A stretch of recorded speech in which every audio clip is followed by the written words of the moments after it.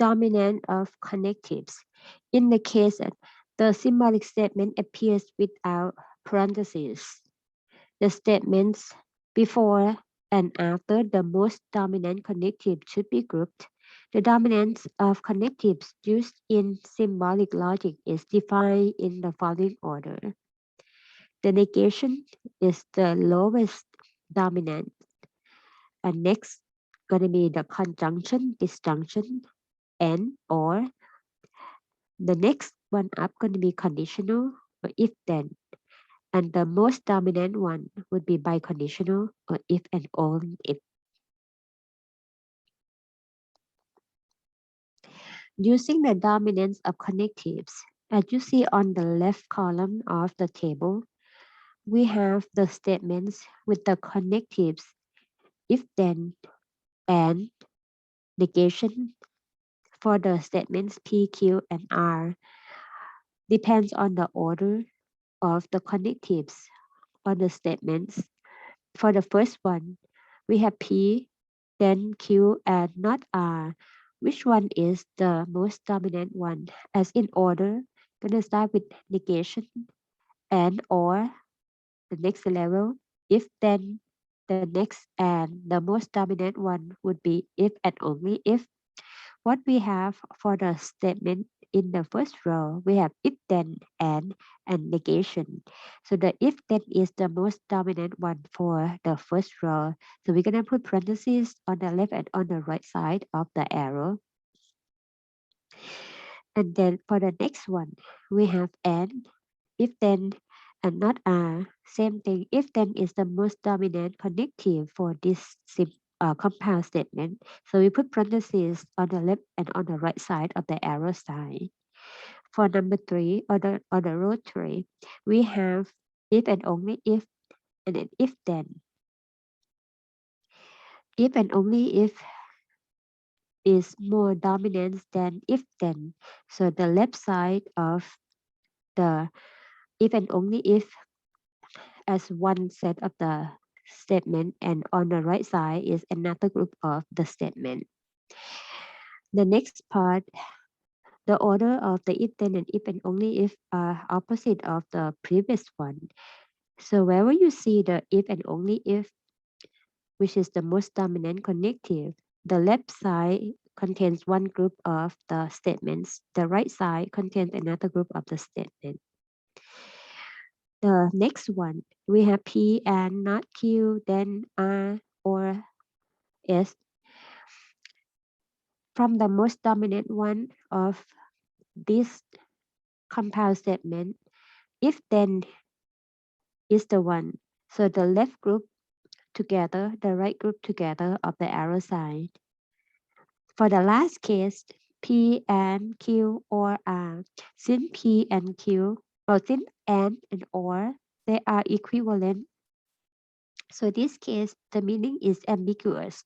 So we most likely don't see this situation for our course.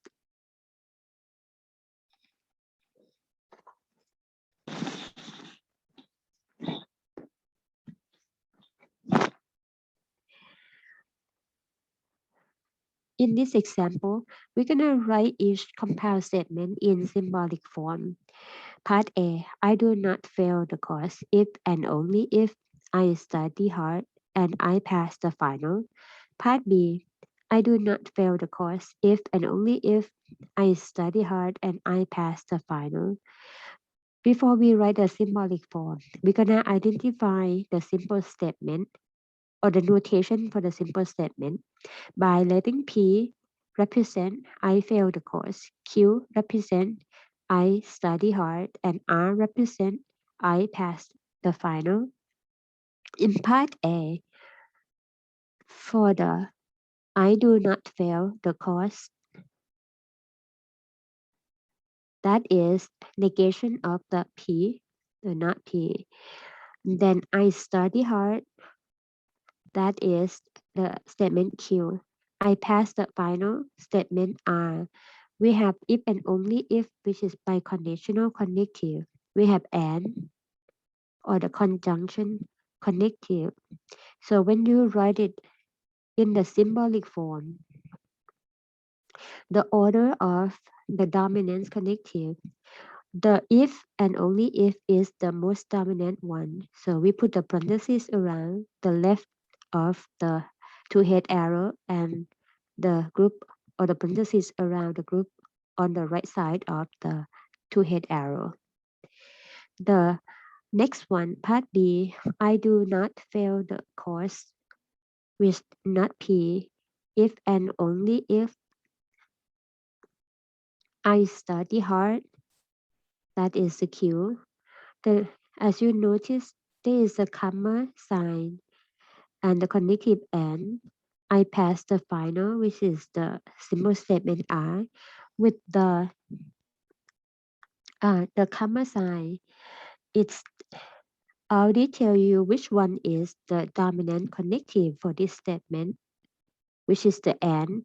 So with this way, we can put the group or the parentheses around the left part of the connective and the right part of the connective and, which is different than part A, which doesn't have the comma sign. So we have to identify which connective is the most dominant one. For number 2, write each compound statement in symbolic form. For part A, if there is too much homework or a teacher is boring, then I do not take that class. Part B, there is too much homework or if a teacher is boring, then I do not take that class. As you notice part A and part B, the difference is part A doesn't have comma sign, part B has comma sign, but they are exactly the same wordings. First, we're going to start with defining the simple statement. Let P be there is too much homework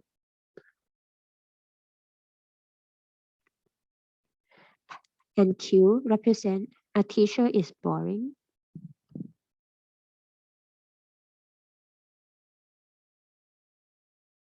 And the statement R represent I do take that class. So we usually don't write the simple statement in the negation way.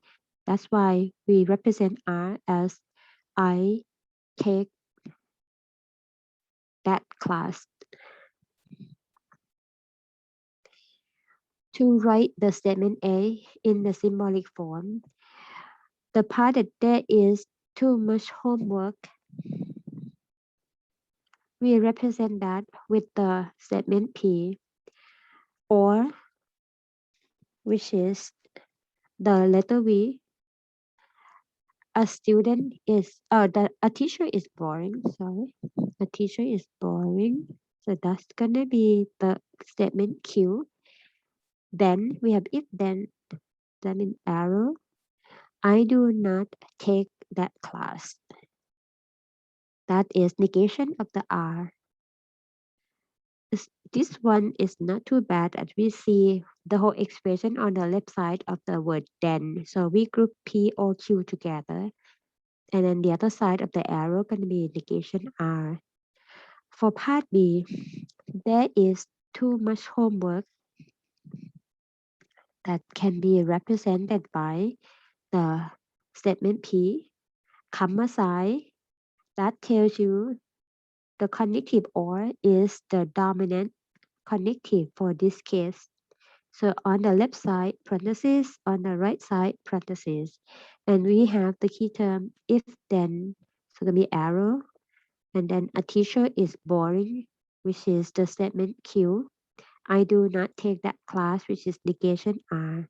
So the way to put parentheses is different for part A and part B.